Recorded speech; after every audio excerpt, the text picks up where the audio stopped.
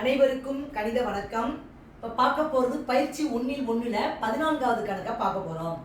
1 பில்லியனுக்கு சமமானது அப்படின்னு சொல்லி 4 ஆப்ஷன் கொடுத்துருக்காங்க. இந்த கணக்குக்குரிய விடை என்ன அப்படிங்கிறத நம்ம பார்க்க போகிறோம். என்ன கணக்கு கொடுக்கப்பட்டிருக்கு? 1 பில்லியன் அப்படின்னு கொடுக்கப்பட்டிருக்கு.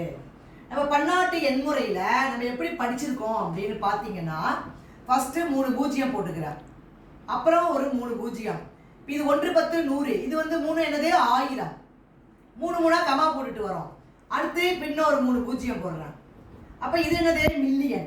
அப்போ பார்த்தீங்கன்னா இப்போ என்ன போட்டிருக்கேன்? 3 6 9 பூஜ்ஜியம் போட்டுட்டேன்னா போட்டுட்டு அடுத்தது என்ன வரும்? கமா போட்டு நான் இங்கே 1 போடுறேன், அதுக்கு பேர் பில்லியன்.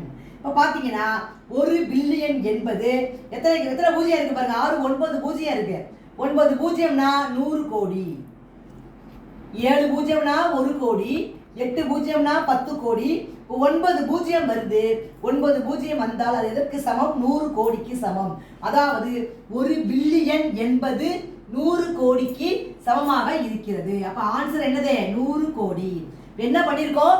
1 10 100, இது 3 கமா போடுறோம் பாத்தீங்களா? இதுக்கு வந்து 1000 சொல்லி கொடுத்துருக்கேன்.